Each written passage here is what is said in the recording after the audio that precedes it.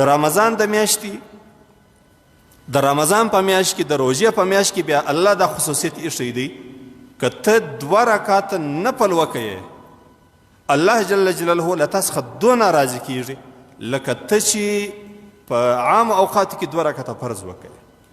د فرضو اجر و ثواب ما ګوره بیان کړي چې یو سړي 1000 رکعاته نفل کړي دي بل سړي 2 رکعاته فرض کړي دا 2 رکعاتو فرض والا ورباندې بالا دي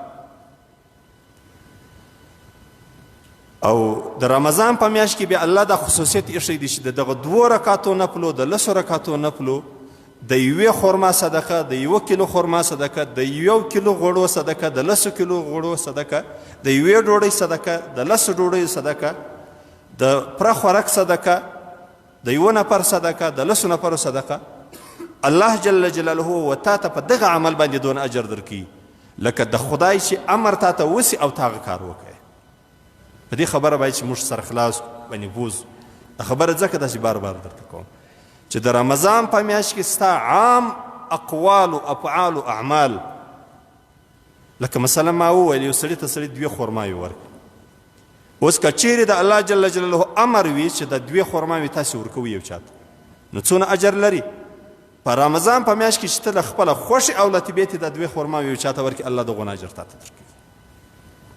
نو رسول کریم صلی الله علیه وسلم وایي چې د رمضان د میاشتې دا فضیلت دی چې د رمضان په میاشت کې د یو خیر کار په کولو باندې الله تا ته دونه اجر درکوي لکه دا کار چې پر تا الله فرض کړی او تا ترسره کړي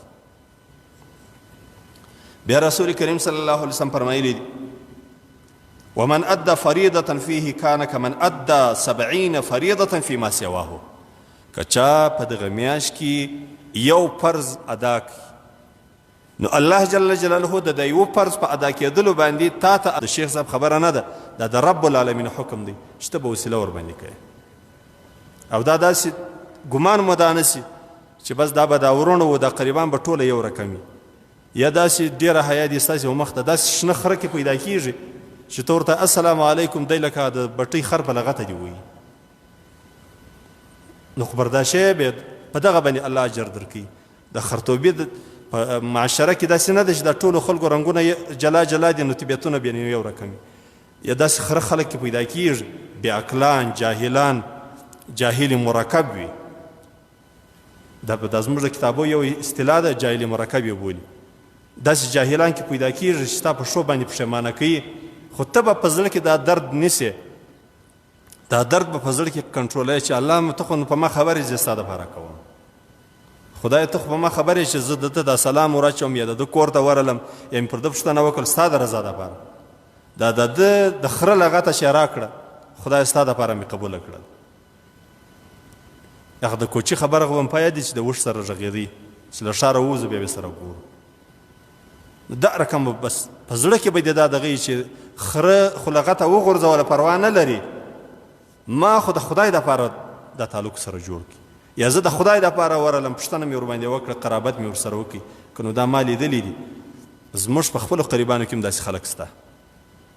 او د ډېرو خلکو قریبان مې دا رقم لیدلي هغه خوره کوي ښه ورسره کوي وسیله ورسره کوي دی سور شین ورته کېږي هغه ښه ورسره وکړي دی بیا وروسته خبرې ورپسې کوي دا خو نو داسې دی دا نو پلانکی دی دا پلانکی دی دا پلانکی دی زما ورونه یقیني ډېر زور غواړي قسم په خدای دونه زور غواړي چې بیخي بې حده زور غواړي چې سړی هغه بد د سره کې ته ښه ورسره کوي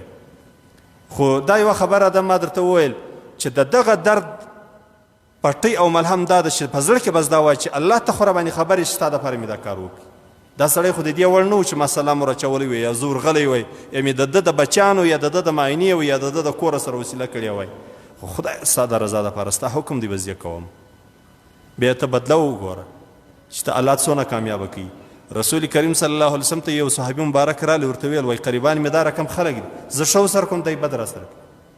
زه ورسم نرمي ورسره کوم د ده د بې غیرته شک راباندې راځي چې دی غیرت نه لري دا جنګ د ده په وس نه دی پوره یا دا وهلو ټکولو یا دا دعوه د ده په وس نه ده پوره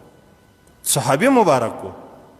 رسول کریم صلی الله علیه وسلم ورته ته دا رقم کوي هغه ورته وو وایي که ته دا رقم کوي د دې معنا نو دا ده لکه سړی چې پر د یو چا په خوله باندې ګرمې سکروټې ورننه باسي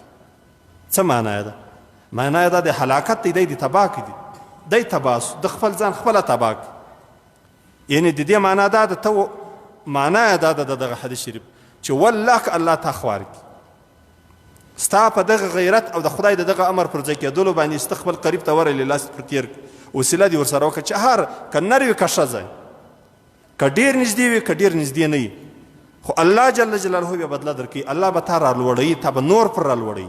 او دی به د دغه حسد او د دغه کین او بغض او د دغه جهالت او د دغه خرطوبي او بیعقلي په اور کې نور سوځي ته به د خدای په حضور کې خلاص نو ځکه رسول کریم صلی الله علیه وسلم فرمایلی دي وشهر المواسات د خپلوي میاشت ده د قرابت میاشت ده قرابتونه سره وکړي خپلوي سره وکړي او یو له بله سره وسیله سره وکړي